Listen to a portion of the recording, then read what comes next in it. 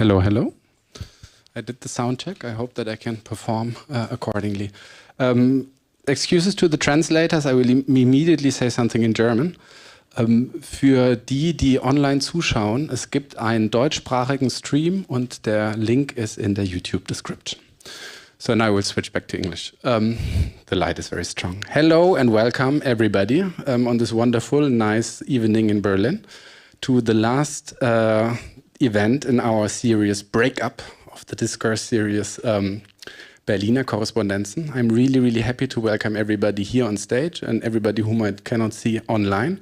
This event will be live streamed and recorded in English and in German. So this is the 5th event in a series that we started last autumn. And for the first time for Berliner Korrespondenzen, we tried something. We tried to find out something about the grievances and the hopes of the next generations all across Europe and beyond by combining films and stage discussions. And it's always a tightrope act to combine films and discussions, because you have to do something that me as a film critic always avoid doing, and that is to ask, what is the film about? What is the topic? Because in order to find out who could meaningfully say something after the film, you have to say, you have to see what the movie is treating. We had movies from a refugee collective in Lesbos, and we had a discussion on migration and activism. We had 2 films from rebelling students in the University for Theatre and Film in Budapest, and we had discussions on art and activism and on freedom of expression and authoritarianism. And we had a film by Berlin-based filmmaker Sara on young people in the future living in harmony with the planet, and we had a discussion on climate change. But the hope was always that the film goes a little bit beyond the topic, that the film is also treating the topic in a specific way, in an aesthetic way, through emotion, through highlighting something or obfuscating something else. Tonight we have a discussion that will circle around the situation in Lebanon of the last years, around exile and art. And we have a very intimate round here, and we have a very intimate film by Sara Fattahi. And Sara Fattahi is here, and I would please everybody give a warm applause, because she's not going to be on stage. Sara.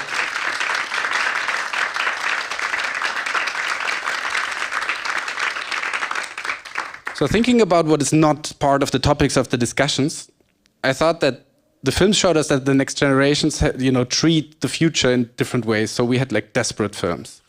We had hopeful films, we had like dreamlike films, we had joyful films. And today we have a very thoughtful and intimate film. So I hope you will all enjoy it. This is the last event, but it's not the end of the series, because all 5 films will be combined into an omnibus film, which will come out probably in the later part of the year. And now I'm coming a little bit to the saddest topic of the evening. This film series would not have been possible without the help of the coordinator of the film series. Her name is Çiğdem Mater. She is a Turkish producer, and together with 8 other people, she has recently, I think it has been 6 weeks, convicted to 18 years in prison around the philanthropist Osman Kavala. He was sent to prison for 1 year. So Çiğdem in mind is here. This event would not have been possible without her, and the trial was ridiculous and was highly political. And I just wanted to mention her name, because normally she would have been here, and we hope that we can celebrate with her later. So now some words to the how the evening will play out. I will sit down now, and then we will have the screening of the film, and directly afterwards we will have a discussion moderated by Leyla Dakhli. It's going to star Al-Halabi, who's also the protagonist of the film, Lina Majdalanie, whom probably all of you know, he's a great artist based in Berlin, and Karam. He's a scholar and activist also based in Berlin. In the end, there will be the possibility for the audience to ask some questions. And now I have to do what is not only my duty, but also my joy. I really want to thank Gorky Theatre for making this possible 5 times in a row. Thank you all to the team. Thank you also behind the stage to the translators, who do a tremendous job. That, since I don't see too many people with headphones, probably the people in the internet will know more, know how to appreciate more. And the event will be recorded and remain online for everybody to see when probably the weather is worse. And maybe Last, why we are here. This is the stage setup for a theater play called Ground Control by Mirko Borscht. Whoever is very curious what this robot, for example, is doing, can come, I think, from Thursday till Sunday. There is still performances. So thank you very much. Have a good screening, have a good discussion, and talk to you later. Bye-bye.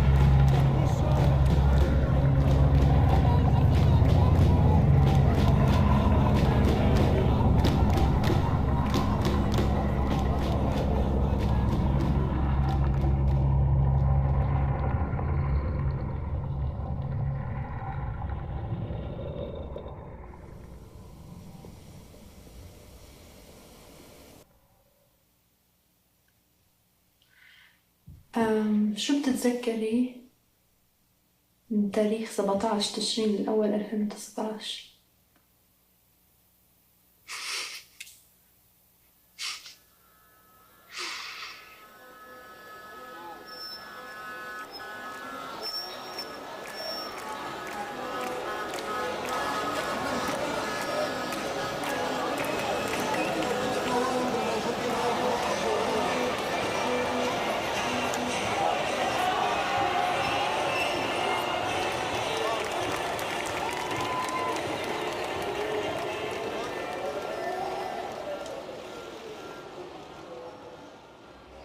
مين ما كان عايش برا أو جوا وقدر ينزل على الشارع هو عنده شي أنا ما عندي إياه.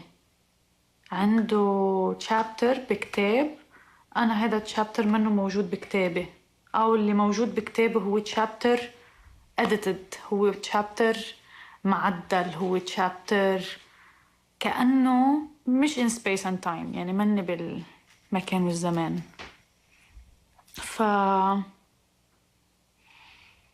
كل حدا نزل هو حدا عنده شي بحياته، شعور أنا مكتسبته من سكرين، هن مكتسبينه من الشارع، هن حسوا شو يعني تنزل عليهم تير غاز وحدا تاني يلمهم، وهذا الحدا اللي عم بلمهم ما بيعرفوه أو ما بيعرفوها.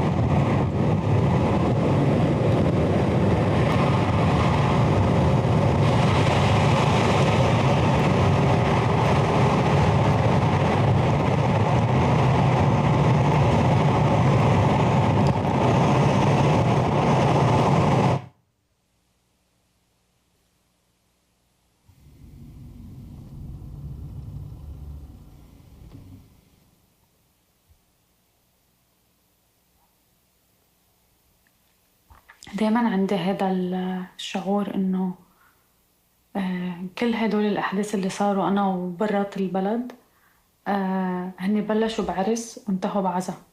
يعني لما أحكي عن ثورة بيروت تحسيني عم بحكي كأنه كان عم بحكيك عن حدا تخرج، عن إنه كأنه أنا عندي ولد أو عندي بنت أو حدا بيقرب لي أو حدا بحبه كتير أو بحبها كتير وتخرجت. يعني في هيك فرحة بعيوني بكون. بس لما أحكي عن انفجار تفجير بيروت عزا عزا حدا مقتول والقاتل ماشي بالعزا، يعني بجنازة اللي انقتل.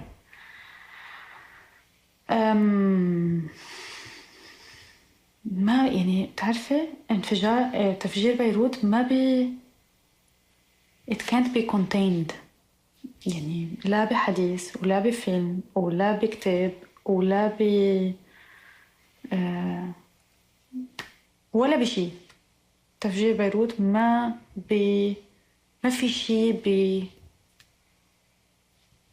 بيحتويه، ما في محتوى فيه يحكي عن تفجير بيروت، ولا شخص ولا شاعر ولا كاتب ولا محلل سياسي ولا فيلسوف. يعني كتير صعب، عن جد كتير صعب.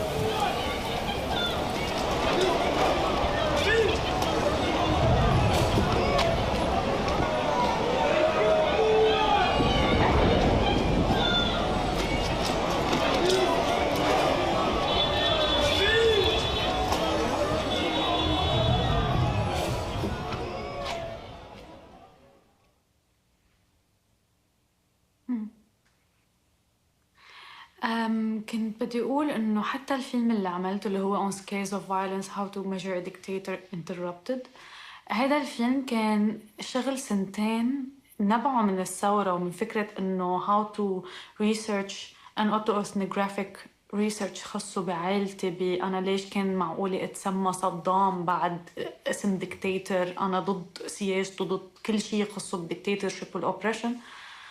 بعد 2 سنين من هذا الشغل أنا كان مفروض قبل التخرج كون عم بشتغل على الأديتنج تبع الفيلم، وأنا ما كان عندي ولا أي شيء محطوط على التايم لاين. يعني أنا بعدني مش شاغلة شيء بالفيلم تبعولي، وبلشنا البروتستس لفلسطين. كان عندي شعور إنه أنا يمكن ما أتخرج، إنه أنا ما قادرة أفتح فيلم هلأ. أنا كل وقتي على التليفون عم بطلع على الأخبار، بالجامعة عم بتخانق مع السكيورتي جاردز وعم بحط البانر وعم نكتب سوا solidarity statement، عم نكتب سوا rejection للديسيجن تبع الجامعة، عم ننزل كلنا على المظاهرة، عم نناقش شو بدنا نعمل. كان في شيء كولكتيف كتير قوي. ما كنت حاسة قادرة وقف اللي عم بعمله وروح اعمل اديتنج للفيلم اللي عم بعمله، كان هو اكشلي نتيجة ثورة لبنان.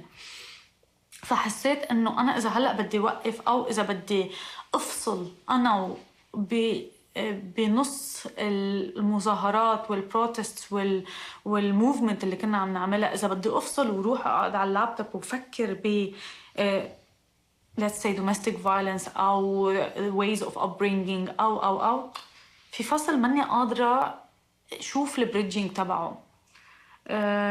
ولاني قادرة أحس إنه هيدا honest، لأنه لما بدك تقعدي تشتغلي على الماتيريال أنت قاعدة فيها كلها. فبوقتها ما لقيت حل غير إنه البارت اللي منعمل له edit من بعدها حط interruption وكمل الفيلم اللي هو كان on scales of violence، كمل فيه what are the scales of violence بقلب الانستيتيوشن، وكيف من وراء إنه الانستيتيوشنز are neutral لهلأ بعد فلسطين ما تحررت. بتعرفي لما يكون في exhibition بيكون في curatorial text عادة على الحيط. فقررت to hijack هيدا الكوريتوريال تكست واكتب كوريتوريال تكست أنا. بس هذا الكوريتوريال تكست كان artwork، بس ما حدا عرف إنه it's an artwork، فكانوا فاكرين إنه the institution wrote this text and it was an apology, an official apology of Hogeschool Rotterdam. وكانت an apology that says we recognized our white ignorance. يعني we recognized that we are we assume to be white and innocent. يعني and we are apologizing for the generations to come على الشيء اللي عملناه فيكم، وإنه علمتونا شيء. It was a beautiful text صراحة. وإجا العميد ووقف عم يقرأ التكست ما فهم إنه كيف الانستتيوشن عم تعتذر، ما أنا الانستتيوشن، فإنه شو صار. فكان كتير شيء حلو لأنه كل العالم بلشت تاخد لها صورة لهيدا الارت ورك مفكرينها عن جد تكست كوريتوريال على الحيط. وبلشوا يقولوا إنه أوكي بيتس فارت انستيتيوت اعتذرت. لا ما اعتذرت و it was a way لإلي إنه أعمل مثل kind of an artwork that provokes fake news لتخلي الانستيتيوت ترد لنرجع نعمل شيء ضد الانستيتيوت. إنه أنتوا عم تعملوا إنه أنتوا نيوترال. ما في شيء اسمه نيوترال، لأنه إذا بفرجيكم إذا أنتوا اعتذرتوا رح تقوموا ترجعوا تقولوا لا نحن ما اعتذرنا، فرح تحطوا حالكم بالبوزيشن اللي منه نيوترال. فكان كتير حلو ردة فعله للعميد كيف وقف وعم يتطلع. I was like proof yes.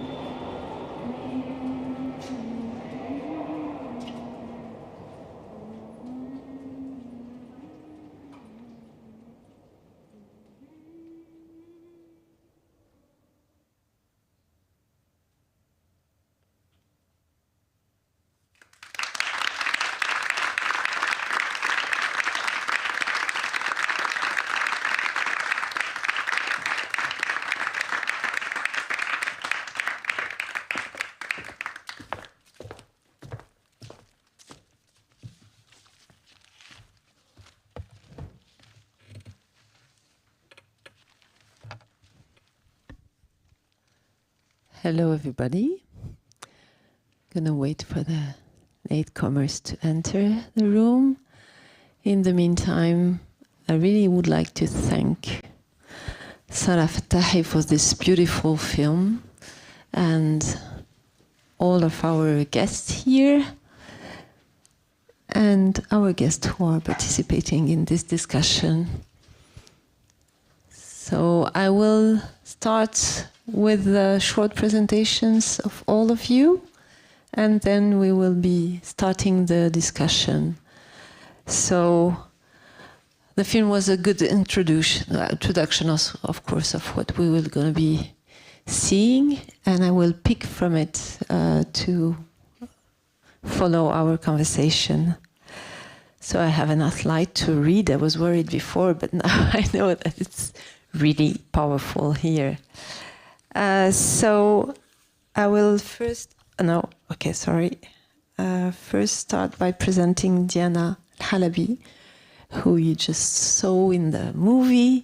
She's an artist, and she's based in Rotterdam, but born in Lebanon. And she has a practice which is, let's say, a continuous protest against hierarchical and patriarchal systems. You have heard her talking about the institutions and how she is like mocking and subverting in many ways these institutions. And she works on this and on institutional violence, on bureaucracy, on visa regimes in a completely interdisciplinary way. She has done several exhibitions, both in Rotterdam and in Lebanon, and also performances.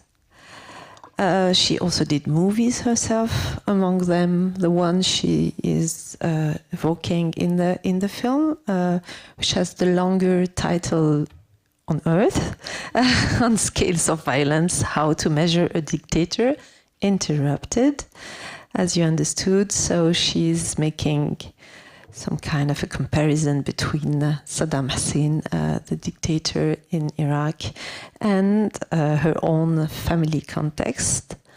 And the film gets interrupted by the violence that erupted in Palestine in 2021. So thank you for being here. Our second guest is Jeffrey Karam. He is also born in Lebanon, and he lives for now in Berlin. He's an assistant professor at the Lebanese American University in Beirut, but is currently fellow with the Global Scholarly Dialogue Program of the Rosa Luxemburg Stiftung. And he's also affiliated here to the Otto Suhr Institute at the FU and to the program YUMI, Europe in the Middle East, the Middle East in Europe. His work focuses on a critical approach to the politics of intelligence and foreign politics, and on revolutions and counter-revolutions in the Middle East.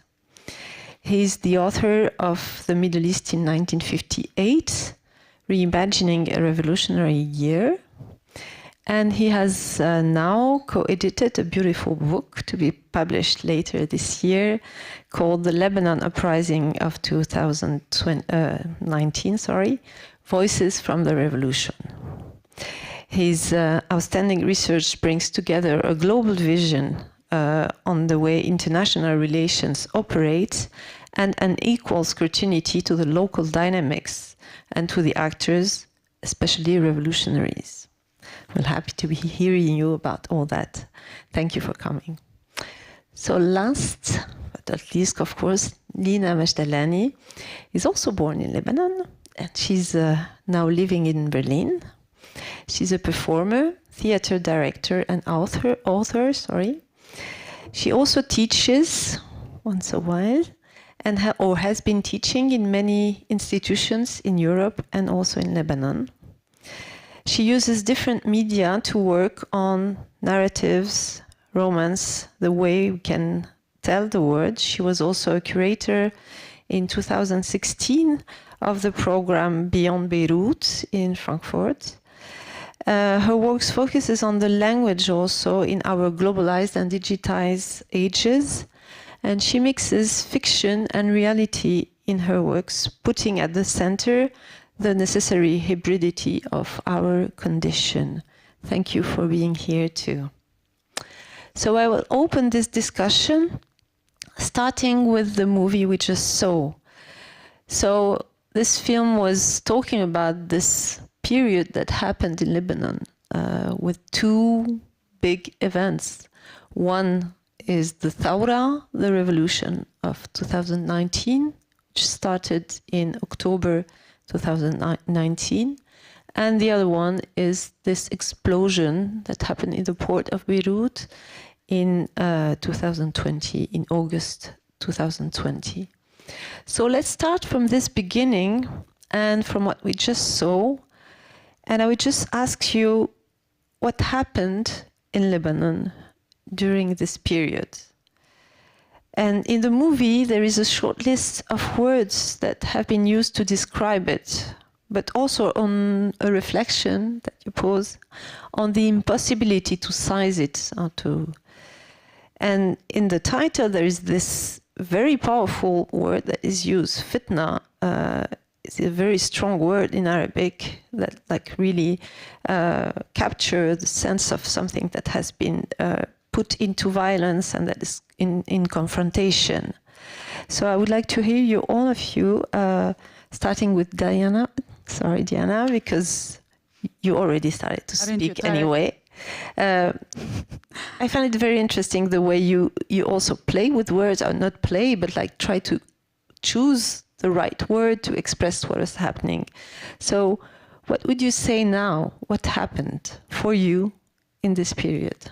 Maybe we can, first of all, thank you all for coming. Thank you, Sara, for choosing to speak about Beirut through me. Thank you all.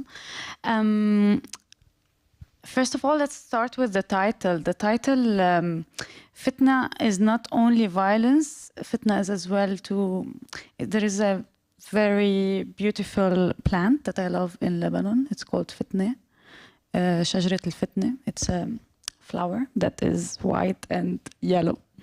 So it was kind of based on this play in the words. What's happening in Lebanon,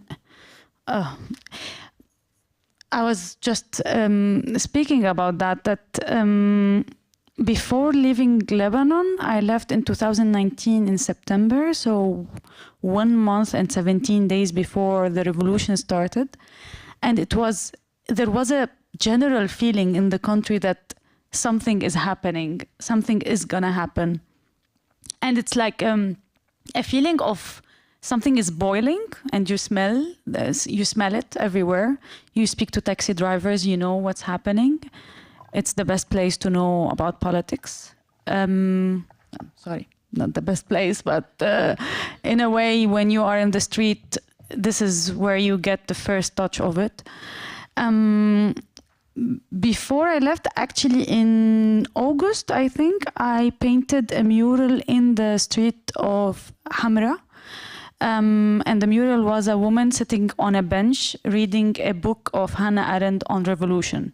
It was just a feeling that I'm like, yeah, this boiling feeling. And back then there was the concert of Mashrou' Leyla, if you remember. It was cancelled from Byblos, and there was a counter concert that happened in Beirut where all bands played just as opposition of like, you can't censor what we want to say. And that feeling was exactly, in my opinion, what was happening, that led in a way, in an emotional way and in a more sensual way that I can feel it. It touches my skin that happened. This is in brief. Thank you. Thank you. Lina, do you want to answer this question too? What happened in Lebanon at the time and what happened for you? Oh, difficult. It's not easy to say what happened in Beirut. I know what happened a little bit to me.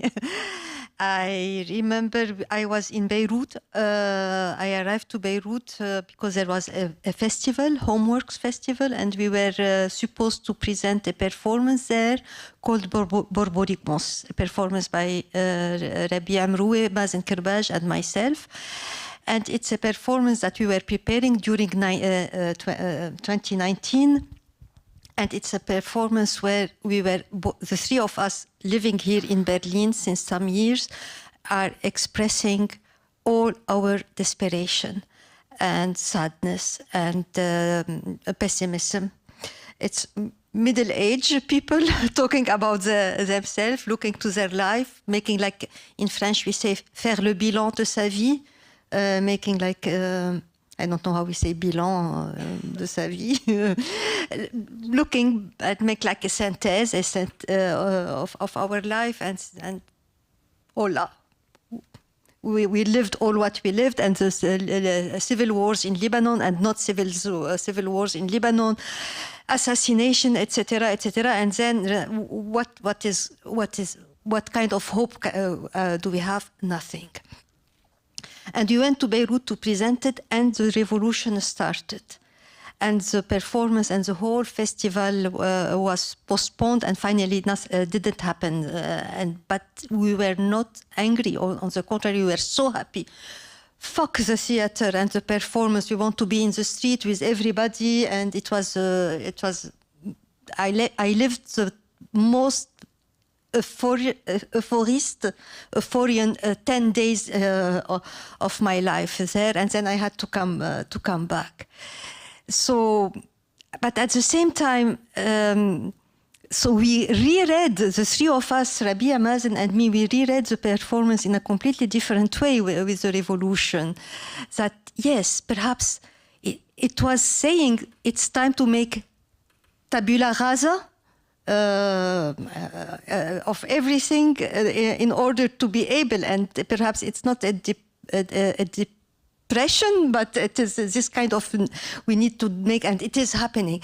And then again, with the corona, with the repression in the street, what happened to the revolutionaries people and all the Lebanese people who were in the street, we felt again that it was a failure. It didn't arrive to anything. And then the explosion of the port of Beirut, it was again, you reread it in a different way. So, but it's not about the performance, it's about, I was there, but then I came back and I continued on screen. I was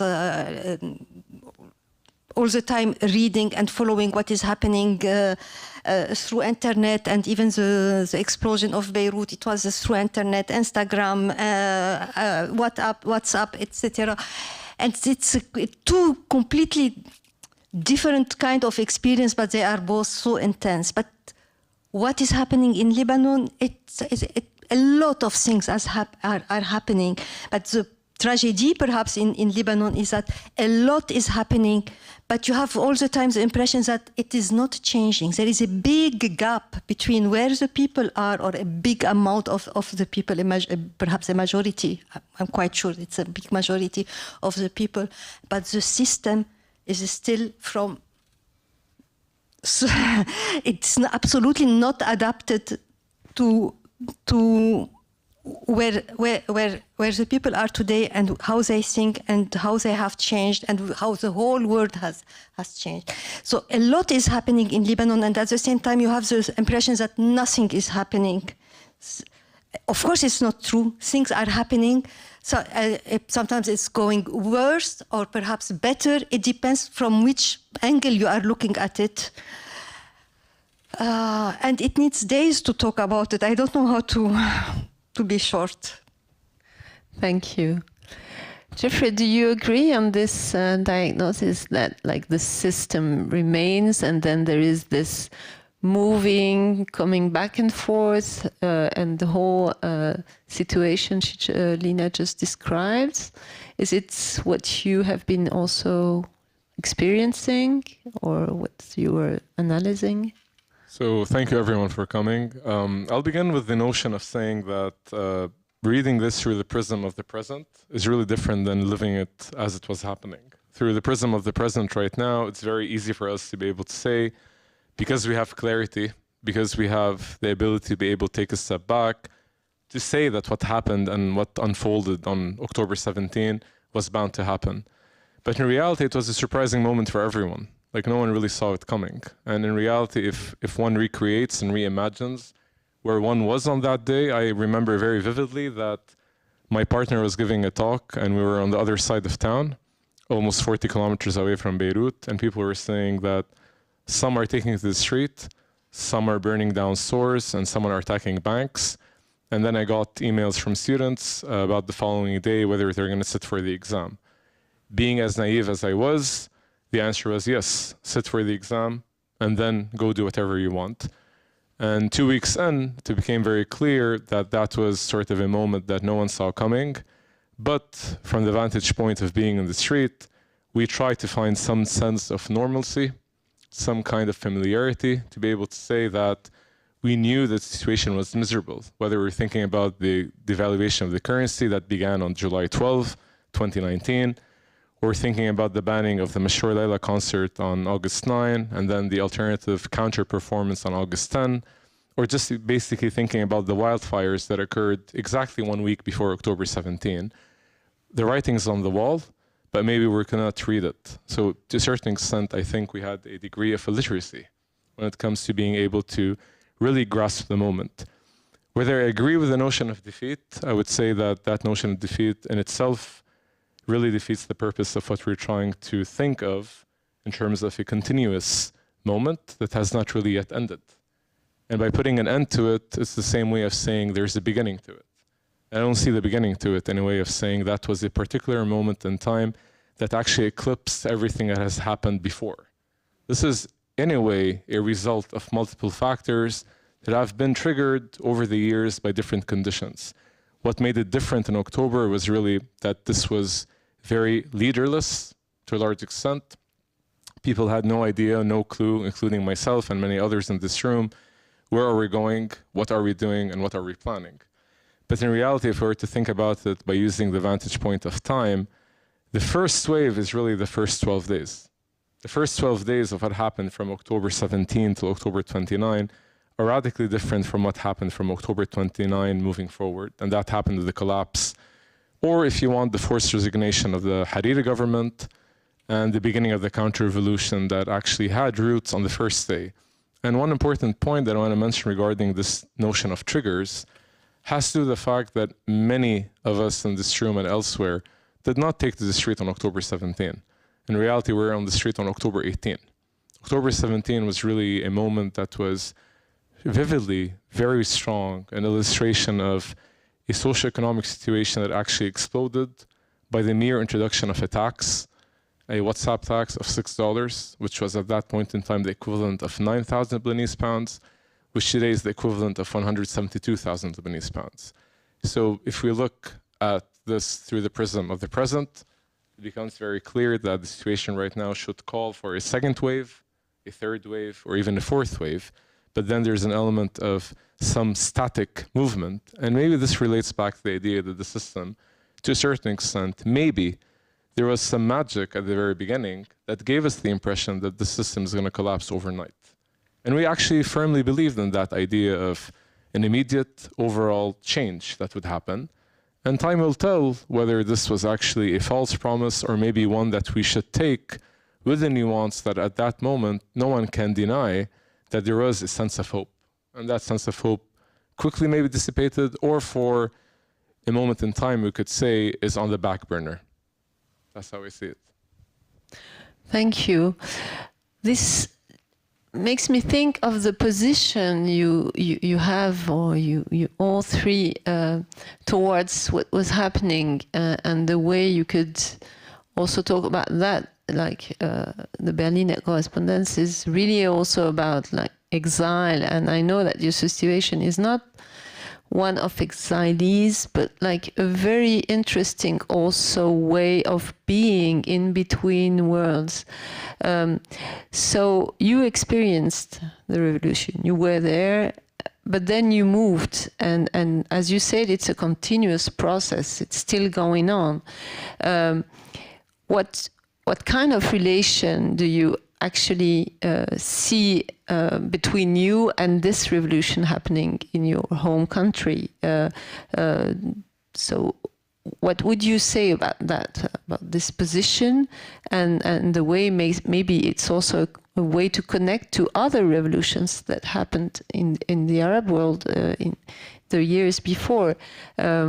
Is this this exile that we saw, like many people left Lebanon, also a way to say that we have been defeated, or is it a way to say that we need to maybe bring something else and see it from a different perspective, or work from somewhere else? I don't know. Was it thought Was this something that was planned, or what can you say about that too?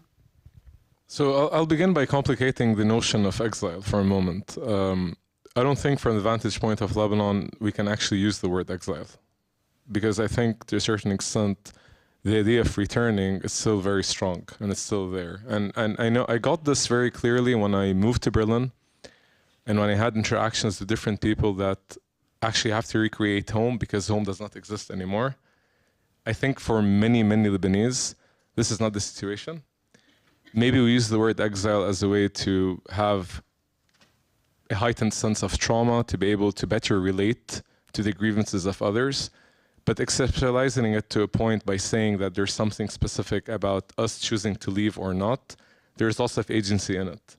The idea of fleeing has to do with the fact that maybe it got to a point where the imagined views of change or the imagined views of hope or the possibility of having a better day became very minimal. And I think this has to do with the fact that this singular moment, if you want, in the past that allowed for a sense of collectiveness or collectivity around a certain goal or a certain vision became a matter of fact over time with increasing prices of goods, the lack of gasoline, power shortages, the explosion, COVID-19, rising prices of different sectors, whether it's in education or elsewhere, did move us from the collective sense of belonging to a notion of individualism that focuses on the idea of survival. And in moments of crisis, regimes, whether they're authoritarian or not, in the case of Lebanon since December 2021, to be exact, 27 December 2021, Lebanon has been labeled as an authoritarian state. It's no longer this hybrid version of we hold elections, we have elections. In reality, it has turned into an authoritarian state, and this is based on several indices that are showing and using data to be able to express that. So when you complicate this notion of exile, and when we think about it from the vantage point of whether there is a notion of guilt, and when one tries to flee to create a better opportunity, I think this is a very important point for how regimes are able to stay in power, how the system can maintain its grasp and control by creating the illusion of leaving others in despair. And once we come to terms with saying that what is despair and what is defeat, and try to complicate it beyond this notion of looking back home and also trying to think about the division of what does it mean to be abroad and whether we can really understand the everyday, ordinary problems or different forms of hidden violence that seep through in our everyday life, that also becomes more clear that there is an element of agency, but I would call it an element of limited agency. But is there a hope that we can be able to change from abroad? Are we able to better organize when we're abroad? Are we better able to tap into stories of others? Which has been a very important part for me being in Berlin, trying to regain this energy, trying to regain this positivity. When I see our stories of defeat all have a common foundational point, but they all vary. And this notion of varying also comes to the fact that we're still looking for ways to reimagine a different reality. And by reimagining a different reality through making it political, one can think of a better day moving forward. But with everything that comes with that, there are still notions of guilt and also trying to come to terms with an amount of perceived privilege when one is abroad. Having power, being able to access different goods, having a working public transportation system, to many of us becomes to a certain extent a new life and makes us look back at home as a place of despair. And maybe trying to complicate what is a place of despair by looking beyond the everyday politics of how the regime is still recreating itself could be one way of understanding why this notion of voluntary exile or forced exile does not really work or is not really useful in when we think of and try to understand the situation in Lebanon and the multiple people that actually have fled in the last few years. Sorry. Even if the person who is abroad, let's not call it an exile, doesn't have the financial privilege to return? What do you mean, which sense? When speaking about exile, the word exile, even when this person is not able to return because of his or she's or they are not privileged financially to return, like you don't have the means to return, isn't that a form of exile? It could be a form of exile if one is thinking about it from the vantage point of monetary compensation and needs. But the term exile comes to a certain extent with your ability to be trapped to a certain extent. And from your way of framing it, it could be in a certain extent that one is an exile. But there's also the idea of returning home. The idea of having the ability to go back, the possibility remains stronger than what many in this room and elsewhere are actually denied. Even the mere idea, regardless if one has financial means or not, can not be a possibility in many situations. So yes, finances, the subjectivity of being able to go back, wanting to go back, there is a notion of desire as well. Do I want to go back? That's the bigger question. I think it's much more different than just saying, is it even there as a possibility? Yes, you can have all the money in the world, but your name is on 17 lists. Then even if you have money and you have the means and you have the desire and you have the will, your ability to do it is not there. So this is how I complicate it by saying, well, is it there as a concept? Can I imagine it? Can I visualize it? And some people intentionally want to remain in exile, and maybe that has to do with their sense of productivity, creativity, or maybe their ability to find new spaces. And maybe these new spaces, it's a chosen exile rather than just saying it's a forced one to a certain extent. Actually, Diana, you were nodding when Jeffrey was speaking about guilt. Is it something that you relate to? Yes, and in a way, the people I met in the Netherlands who are Lebanese and then they live there for a long time, we have been actually texting and calling each other whenever one of us wants to go to Lebanon. And this idea of like, okay, what am I allowed to say or what am I not allowed to say? Because you always have this feeling of privilege, even though you are like getting through a lot of layers of bureaucracy and no privilege at all in whatsoever that we are living abroad.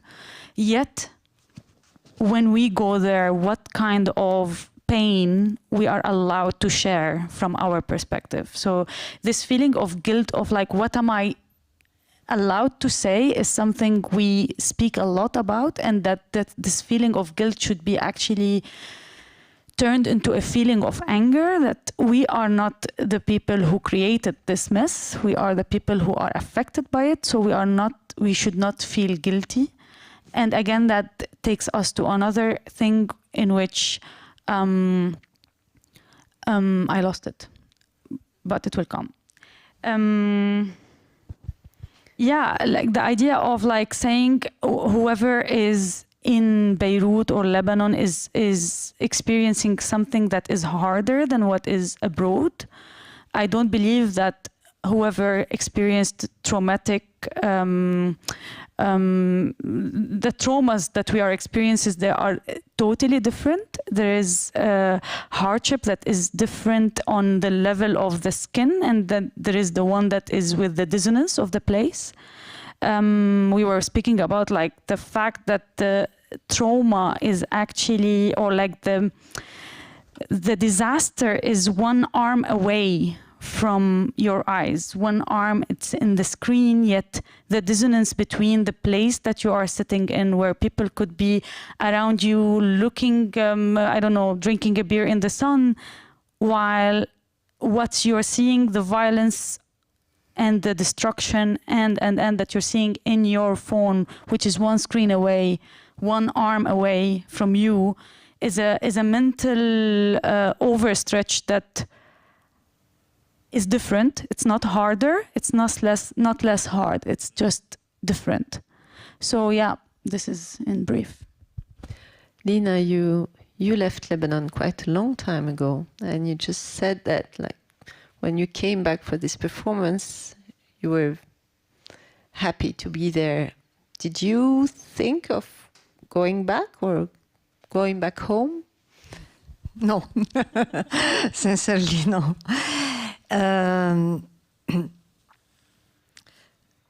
But I can go back to Lebanon. I'm not obliged to be here. It's my choice. It's my free choice to come and to live in Berlin, because I loved Berlin.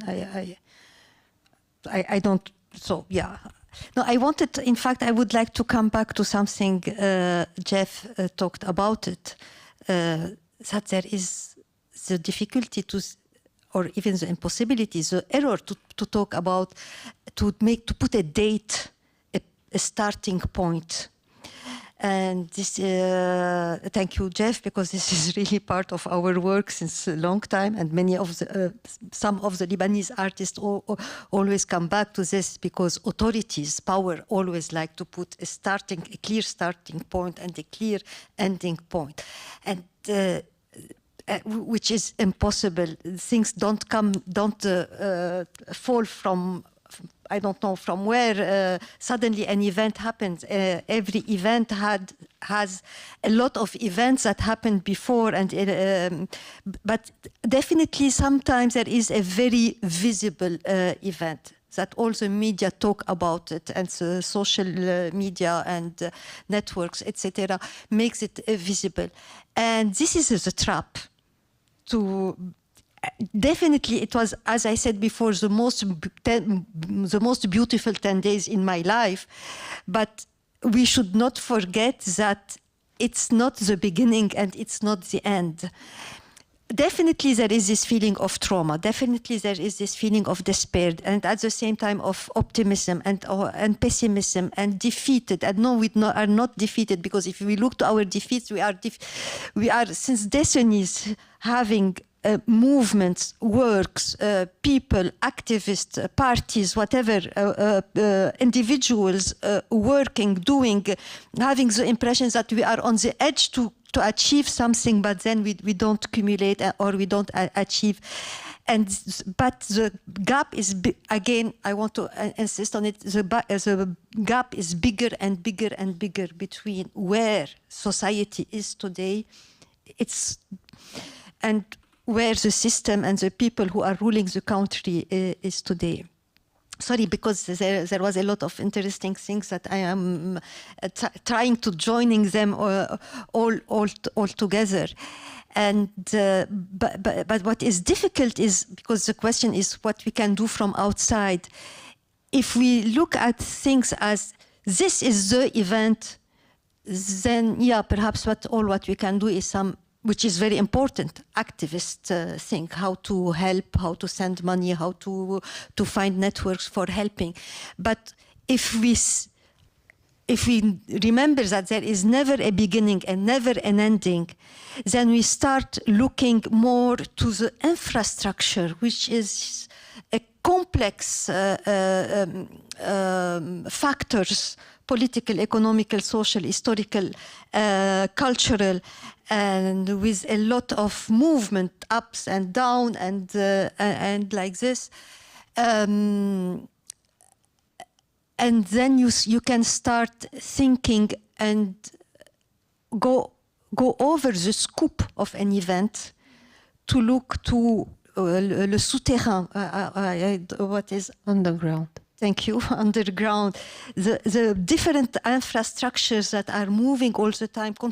They are contradictory, they are conflictual, but their dialectical movement are making things moving, and at the same time, yes, definitely there is the feeling and the facts that also they are not moving enough. So how we, at least as an artist, what I do as an activist in my life, I don't like to talk about it, how I help or how I don't help, but how politically we could be thinking, because a scoop is focusing on one terrible event. So there is martyrology, there is victimology, and let's help people, which is really great. Again, I need to insist on it, but then we don't talk politically speaking, what is going on and what can we do? I would give an example about, okay, how to help refugees by opening doors for them, standing in front of the right wings and racist peoples or whatever, but also how can we help them with what they are politically they were trying to do in their country before coming here. So let's talk politics and not to stay in the humanitarian and social things that could be immediately forgotten because there is always a new big catastrophe in another place in the world that will make us forget. And now Syria, no, and now it's Lebanon, now it's Ukraine, etc., etc. And yeah. Yeah, thank you for that.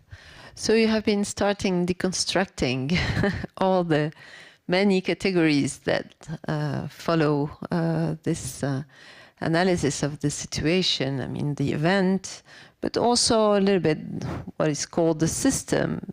So I wanted to talk now about the way you actually address these questions in your work. Let's say the methodology and the way you approach them. So we have been hearing that you actually have a critical look to all of it. But then, for example, Diana, in the movie, you really talk about your incapacity and you explain that it can't be contained about this explosion. And also you talked about the film and the way you interrupted it because you were actually captured by what was happening in Palestine. So how do you do it? I mean, what kind of ethics, what kind of techniques do you use to be able to still, let's say, produce or create? I don't know. No, now I'm making a film on the port of Beirut, and that is scaring me as fuck, sorry, but it is scaring me because, again, it's a collective trauma. You can't deal with it anyhow. And, you know, now the funding and everything is going to, as you just said, for that exact event. And I was like, I don't want to be working on something that is trending in the art scene. Yet the port is mine, you know, like I had a personal relationship with the port of Beirut. I have been on a tugboat trying to learn how to maneuver a tugboat and park ships. And I am in love and obsessed with the port. And I'm like, okay, how to do that? How to start from the personal and go to the political, yet be recognizing your own trauma that is from a distance, and how to recognize the collective trauma that is there. So the responsibility is there, but sometimes we get too carried away with it that we are in a way blocked. You can't, you're just freezing. So yeah, I'm trying to keep speaking about it, but yet not in a trending way. I don't know how to explain that. I'm trying to go from the personal to the political, but in a very, in a way that recognizes every other trauma that happened. With my research before it's autoethnographic, I started from the fact that my dad wanted to name me Saddam. And I went to the news and how the news affects the patriarch and the family, especially a patriarch who is in love with dictatorship. The fact that he left the house when I was born biologically a female, and he was like, okay, even if she's a female, I'm gonna call her Saddam, and then thank God and my mother, and no. But then I was named after Lady Diana. Again, the news, so. Yeah, so I go from there and then I try to widen the image. So that's how I keep it close to the skin again. This is the method to be speaking in art about something that is collective. Keep it close to the skin. Yeah, thank you. Lina, you have been working on, or I would say translating other trauma, as she said, or maybe other episodes of violence in Lebanese history, especially the war. Yeah, what kind of language do you find on stage or in your performances to relate first to these events, even if event is a forbidden word, to relate to what is happening, and also I would like you to talk also about the audiences. I mean, like, for whom? I usually don't consider that I'm working on the war in Lebanon or on a trauma. I consider that I am thinking the political, social, and economical structure and system in Lebanon. And I'm questioning it. And mainly, I am questioning my responsibility, not as what can I do, but how I am, in a way or in another, perhaps, accomplice. What was my errors, or what could have been my errors, how I could have been implicated in things. Where is this risk that I could have been part of whatever? Yani, just to give you an example, as leftist, how much we were not aware that we were, during the civil wars in Lebanon, it's not enough that we are leftist, we are secular, we are okay, beyond religion and beyond etc. to be the good ones.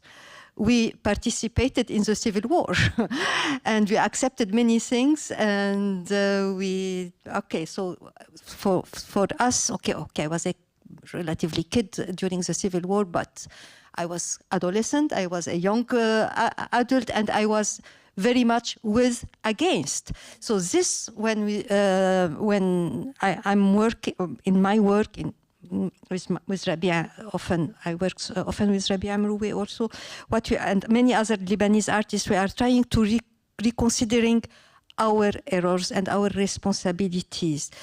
Again, not as what we can do, but how we can reconsider what we have done. And we insist that we are working on the present and not on the past. It's not about, oh, memory of the war, oh, poor me, I suffered a lot. Oh, yeah, okay. Today, what is going on in Lebanon and why it is problematic? This is what I'm interested in. And you asked about the language on theater. So this is why I and Rabia and some of our colleagues, we abandoned the physical theaters that we have learned at university, because of course we learned all the 20th century big theater makers, and it was really, let's liberate, emancipate the body, and being virtuose on a stage and doing big scenography, but especially using our body, which was very good to liberate ourselves from the kind of education conservative we had. But finally also we started questioning ourselves, but this fabulous body that is on stage doing virtuose things as actor or performer or whatever, after all, this is the body that everybody are asking us to be in Hollywood cinema or not Hollywood cinema, always beautiful body, ready to everything, able to do whatever difficult things, and always young and smelling good, and but also this is the body that we are asked to be as a military person, a soldier, or in a militia, to be all the time ready and strong and mobilized. So we started to see the connections between this military or militia body, not only the one that cinema and films and publicities, but this, and the militia, and what we are asking about to do in theater. And so to be victorious all the time and great all the time. And so we said, okay.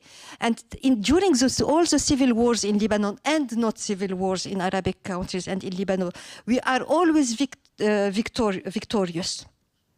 Even if we have the most terrible defeat and a lot of people die and the infrastructure and the country is completely erased, we are victorious, and it's a divine victory lately. So we said, no, we want to be on stage and say we are defeated. So politically speaking, to say in this part of the world that no, we are defeated, I am defeated, I don't want to be a hero, and I don't want to be a victim also. I don't want to be strong. I am here as Lina. This is why we continue using our names on stage. We are not pretending being somebody else. Perhaps because this is the place where I can be as a citizen, because we are not recognized as citizens in this part of the world. We are just numbers and masses for the sake of the dictator. So no, I will be here as Lina, and I will be speaking. I will be lazy most of the time, sitting with a microphone on a stage. We don't use our voice. We always use a microphone, and I speak. This is what also Hannah Arendt says, that the political action is mainly not necessarily by doing only something, but it is the speech that will show who I am, that I can answer this question, who I am. And so to talk as individual and not as part of a family or part of a religious community or part of as one of, I don't know, from this region or this party. No, how I can speak as me, myself, and I would have something perhaps to say that is different from usual. And here I make the connection with the audience to whom we are addressing. And this was also very important for us, because in Lebanon, when we started, we were young and started doing theater. The audience was a kind of a mirror of us.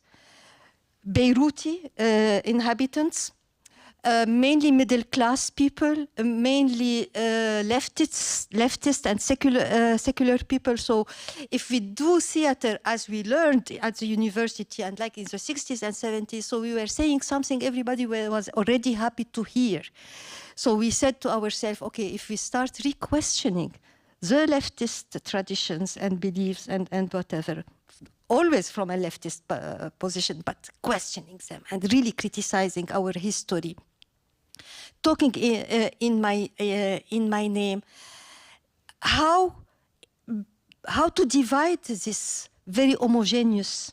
Bertolt Brecht says that we have to divide our audience in classes. Well, in Lebanon, it's almost the same class that is coming to see our performances.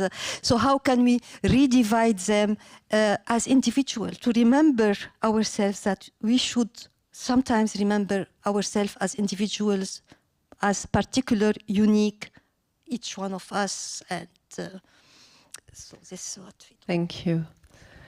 I think what you said about the speech connects a lot to your project, to your book, a forthcoming book with Rima Majid, because you captured voices from the revolution. So you both have been saying the way you want it also not to be in the trend or not to say what everybody knows already or wants to hear. What kind of project was yours in terms of scholarly, academically seeing what was happening actually in front of us in the present, but also trying to produce something very quickly about the event with different kind of perspectives? So, Leyla, you would know more than anyone. You wrote the afterword for the book, so basically you have the answer, but I'm going to reflect more on it. I'm going to begin from the vantage point of saying that this personal political has to be re-questioned to a certain extent, whether there's an actual shift in the first place. If there was one thing that actually was very strong during the uprising, and I would not call it a revolution, I would call it a revolutionary uprising, because I don't believe in the beginning or the end, but I believe in the unfolding of the events. From that standpoint, I would say we should embrace the messiness, embrace what's complex about it, rather than seek to create perfect cut boxes to be able to understand events. When we did this book, our starting point was not looking at France and saying what happened in France, or looking at what happened in America, or whatever is called the American Revolution to a certain extent, and we can talk about that for ages. It really began with looking at the lived everyday experiences of people that were in the street and how they think what they coined as their thawra, as their revolution, and what kind of spaces did they imagine and what did they try to create.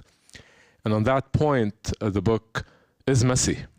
And when I say messy, It's bringing academics, or whatever academics are called, within their own boundaries. It's also bringing activists, but it's also bringing people that wrote in Arabic. And why is that important for us? Because there is a power embedded in how we think about language. And it's very important to be able to say that your own reflections and these voices have to be tailored to be able to make sense with the reality. Was this a book that's all-inclusive? Obviously not, because it's written for an audience in a certain style, in a certain way. But we tried to move away from this notion of singularity and trying to think of only us writing at a certain moment by being able to think about the collectivity of struggle beyond the borders of Lebanon. So Palestine is in the book, Tunisia is in the book, Egypt, Syria, and the list goes on, not as a point of reference to draw comparisons or use what we thrive on in social sciences, lessons learned or lessons unlearned or lessons failed or lessons that are successful, but rather trying to embrace this from the standpoint that this moment in Lebanon is part of a larger wave. And that larger wave also really brings more evidence, if you want, if I'm going to use methodological language, or also brings more substance to how we understand what unfolded in Lebanon. And this is where I agree to a large extent with Lina, and I agree with Diana when we were thinking about how can we have a personal assessment, and how can we try to think to a certain extent whether this individual assessment matters in the larger scheme of things. And I think it is, but it's limited also if we are not able to build on these synergies and be able to produce, as you were saying, Leyla, why did we want this book to come out in such a quick manner? Because we really wanted to, in a way, own the voice. It's not our only voice. Others are going to do this, others will be doing it, but we had this radical idea for a moment in time that we're going to play the game, which is trying to compete in the higher circles of education when it comes to publishing norms, when it comes to presses, when it comes to all the hidden, explicit and implicit norms of what is success in academia, and be able to push for a book that's going to have members from the Communist Party, members from different activist groups, members that are leftist in orientation, and even some voices that were, to a large extent, liberal, to be able to talk about how they view their own experiences. And this was, in fact, one of the most important challenges, because as we were doing the book, we were getting manuscripts to review by people living abroad, writing about this experience, and I'm not denying or saying that should not be the case. But for a moment, we wanted to, as we were saying constantly in the streets of Beirut, we own the streets. This was very vivid, like reclaiming ownership, reclaiming public property was a very important theme in much of what was happening, in much of the chants. And then when we tried to translate it within our rules, or what we consider to be our toolkits, it became vivid that we can only do it through paper and through voice. And our space of contestation were limited in reality. Like, we're doing it on paper. It's written in English. It is going to be translated in Arabic, but to a certain extent, this was the actual trade-off. To produce something that is a shared vision of lived experiences, while at the same time having an authentic view. And that authentic view could be very problematic because no one's claiming ownership over facts, but actually it's creating a milieu where many can express how they perceived what was important or what was revolutionary to them.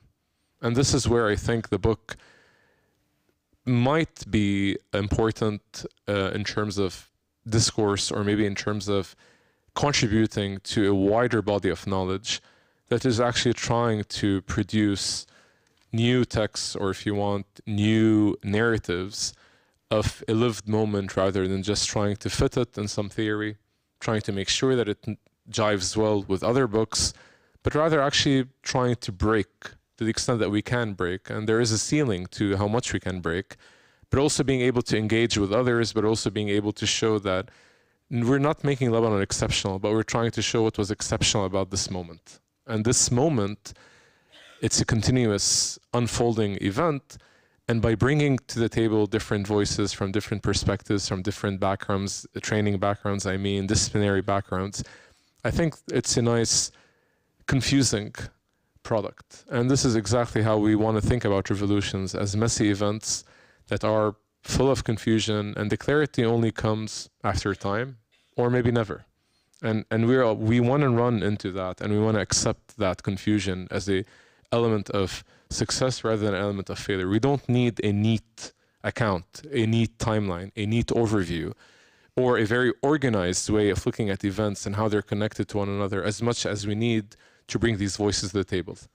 And I think in 30 chapters, to a large extent, not all voices are presented, but I would say a representative chunk of what was happening within the confines of there is an element of privilege, there is an element of being in academia, writing, even though we're all producing text, there is an element of privilege. And maybe it's not going to be representative of all the voices, but at least it provides some of what was happening in the streets of Lebanon. And maybe it breaks away also from the centrality on Beirut. Beirut is not the focus of the book. The focus looks at Beirut, but also looks elsewhere. It looks at Tripoli, looks at Sur, Saida, Shuf, Alay. It looks everywhere, actually, to a certain extent. So that's how I would think about it from a methodological standpoint, but also from a way of making the personal political, or making every sort of aspect or space of contestation political.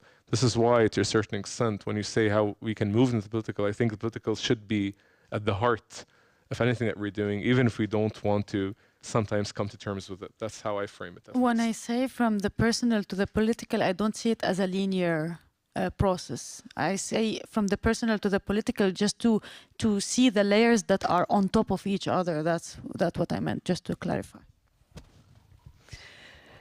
Thank you all. I would like to now come to the present days, and maybe because I guess a lot of you have been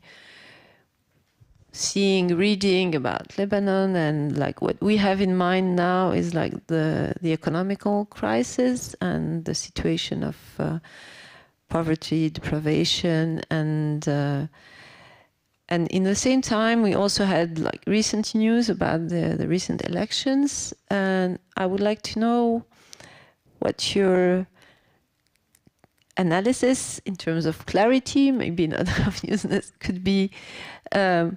So my question would be, you have been talking about the system. So where is the system now? Was it affected? But what happened? Is it still the same as it was? And I'm talking to you, Jeff, for the beginning, to talk about this, because the other image I have in mind is that like Lebanon was seen and became this country we, the international community, have to rescue.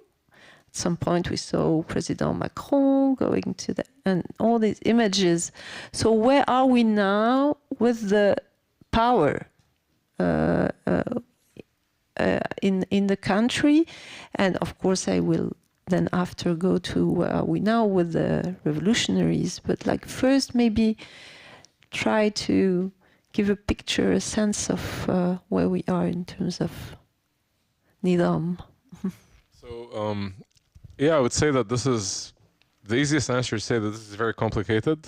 That's the easiest answer. But the harder answer to say, one could say, is that we're looking for inklings of hope. We're trying to find comfort or some solace in the idea of change. And wearing a hat from being abroad and how you read the news in different languages, you get a sense of new faces, changes in parliament, and you get a sense of the revolutionaries have made it to the gates of parliament and the wall has been removed. And all this is nice if one wants to think about finding some moment of joy, right, after a series of defeats. But if we want to dig deeper, this is a theoretical, if you want, overview of Lebanese politics. It's what's great in terms of, and I excuse my apologies to the fellow artists on the debate, but it's this constant theater, right? And the actors are the same, but someone's saying that I got a new camera to the set. And with that new camera to the set, we're expecting that we're going to have a new film, right? The credits are the same, the names are the same, the film is in the same duration. In reality, if you think about it for a moment, the 13 people that were elected, each on their own have their own sets of issues whether they're racist comments, whether they're extremely neoliberal agendas, whether it's a perception You're of talking having... about the independent candidates. The independent candidates or the so-called revolutionaries that are independent, but also through magical political alliances were able to enter different lists in certain districts. For some reason, some seats were empty. For some reason, the numbers were tallied in a way where they were able to win with a margin, and that margin actually is the same margin of other members of parliament that have been in parliament for years. So maybe the negative in me or the pessimist in me does not want to see this as an inkling of change. Or if I wear a hat as being abroad, I would say, yes, there is some difference because before elections were postponed for 10 years. The same Speaker of the House has been there in place for over 30 years right now. So if I think about how many constants are in this system, or just thinking about the electoral law, or the fact that many of these revolutionaries actually tapped into the sectarian game in different districts. Some of them are finding excuses to why they're trying to uphold some norms in their own villages. From that situation, from that reading, one is very pessimistic. Are they even united to think about them as a bloc? They're not.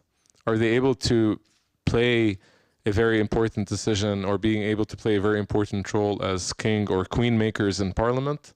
Can they actually decide on the new government? Well, I've seen other coalitions that were nine individuals that actually decided how things happen. They're 13, and I think they can't even agree on even the most basic elements when it comes to whether we should privatize different companies in Lebanon or whether we should be pumping more money into different failing sectors.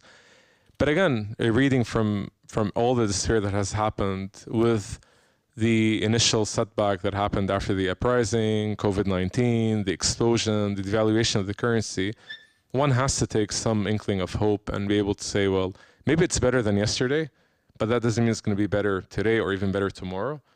But also time will tell, to a certain extent, what their agendas are going to be about, whether it's really progressive in the sense of not using the same typical sentence that we have in Lebanese politics, which is, it's not my fault, it's their fault. They are depriving me from doing the work that I want to do. I really want to do change. They didn't let me. Ma khalluni. So the idea of not letting me is a trademark of just give me another 4 years and I'll be fine. And we have songs about this for the purpose that happened during the revolution, which is just give me another chance and I'll bring you electricity, I'll bring you water, I'll bring you everything. Just give me one last chance.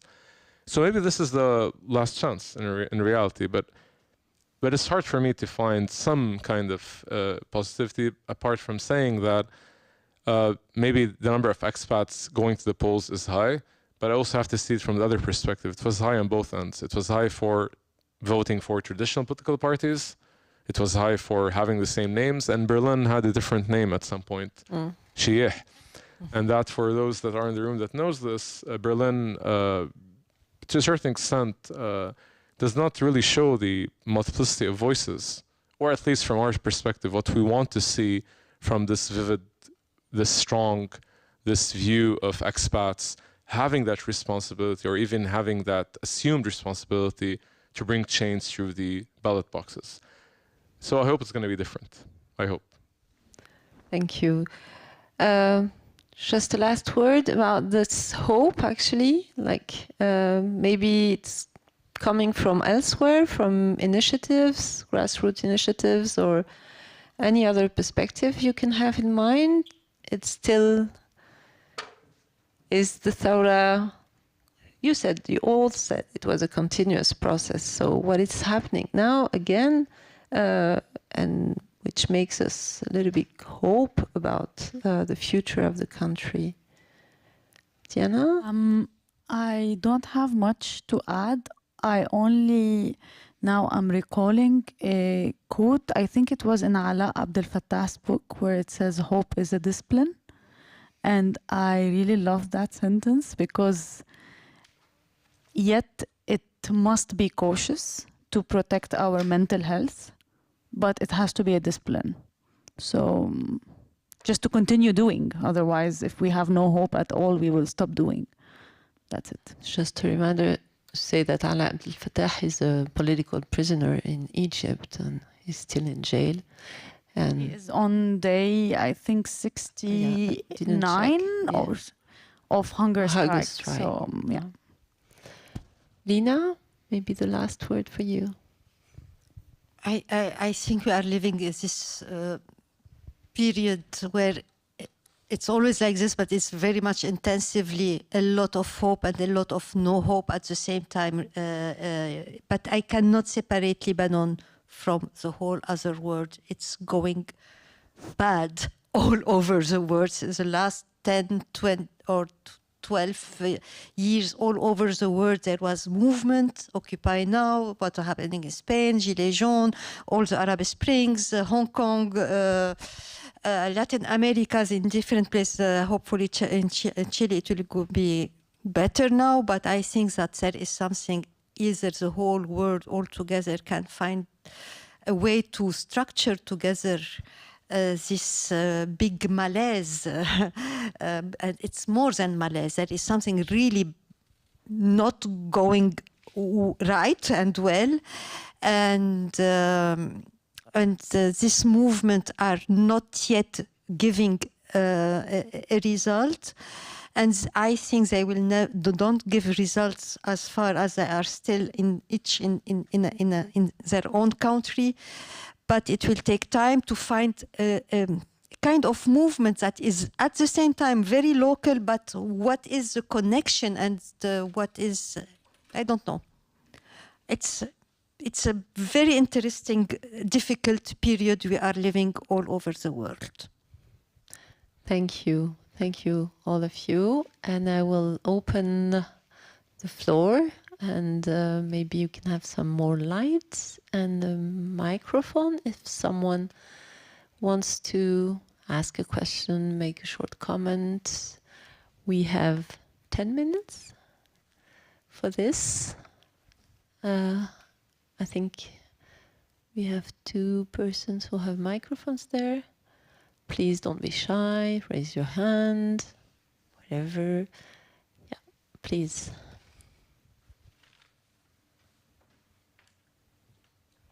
Can you hear me? Yeah. Maybe a question to Jeff regarding the hope. Do you see any hope in those leaderless revolutions? Like we see it started in Tunisia, but we see it after that. I call it failing, but maybe just at least it didn't bring that expected sudden change, right? You see it failing, even now failing in Tunisia, but I mean in Egypt, even outside the Arab world, in Belarus. Do you think it's a step in the right direction? Do you see hope in these leaderless revolutions? That's a great point, Hazem. I think the idea of leaderless has to be also complicated, right? Leaderless is a political strategic move to a large extent in many of the situations that you described to avoid pinning down the responsibility, to avoid the notion of having direct confrontation. The way that I think about leaderless is really thinking about the spontaneity of the moment of when people took to the street without being orchestrated, without following a certain vision. But on the long run, like unfortunately, you're setting up an organized system of power.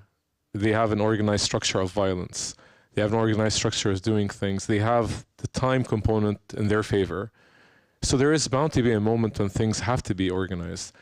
But this notion of defeat that you're saying, and whether there's any hope down the horizon, to a large extent, one could say that if we were to assume that this is a life cycle of this process, and this life cycle has to include elements of despair, elements of joy, elements of moments where there's going to be euphoria, and elements of utter defeat, the balance in between is actually a reflective balance of how, as humans, we actually function to a large extent. Not all of days are happy, and it's always sunny, and there are days where it's raining and it's cloudy and our mood is in that place.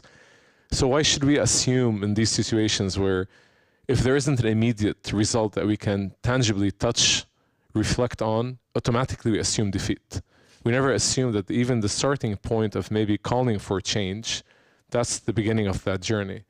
So I wouldn't say that I can visualize or analyze or predict whether what's happening in Tunisia or in Egypt or in Palestine or in Lebanon or in Iraq or in Chile, and we can go on with the list, whether these are notions of setbacks. As much as I can say, if we assume that time is constantly never going to be linear, right? It's never going to be fixed in a way where we could draw a very clean and a very sort of organized way of thinking about different moments, and whether there is a certain moment in time that's going to actually break the system and actually is going to bring success.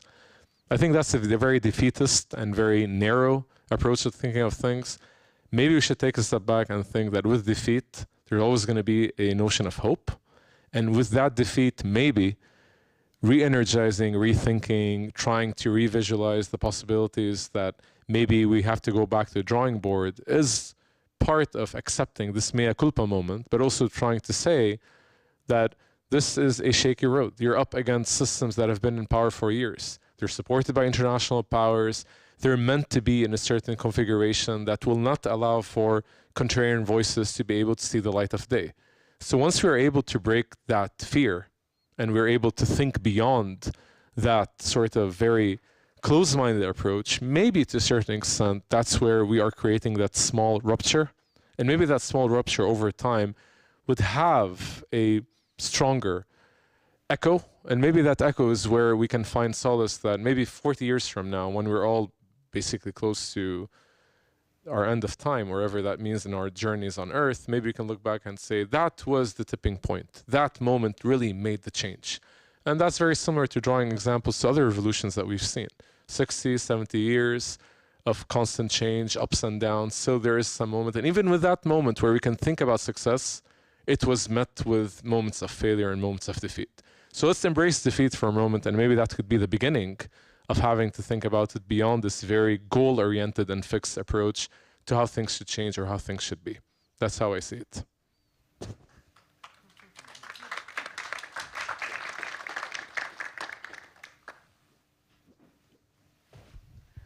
There's, yeah, the hand here.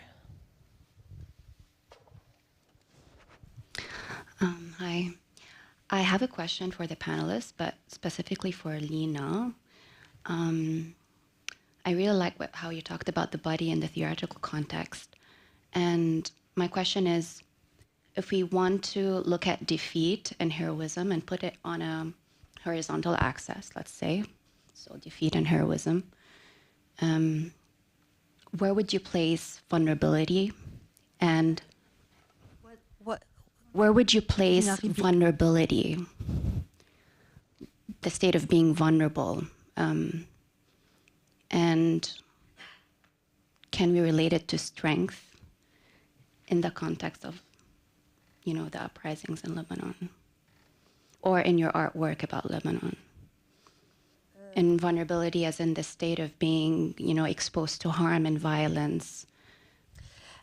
Talking about defeat and heroism, it reminded me, or I'm trying to remind a sentence written by a friend, Bilal Khbez,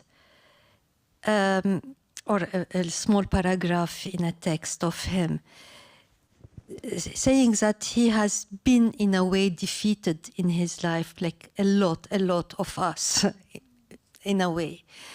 But then he says that he is enjoying this because heroes, they have something, an image that they should not lose. And then they are working hard all the time to keep this image of themselves. So they don't have time to enjoy, okay, now I'm defeated.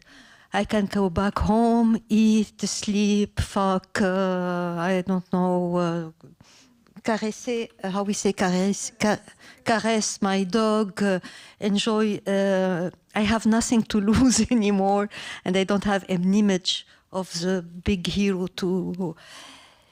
So,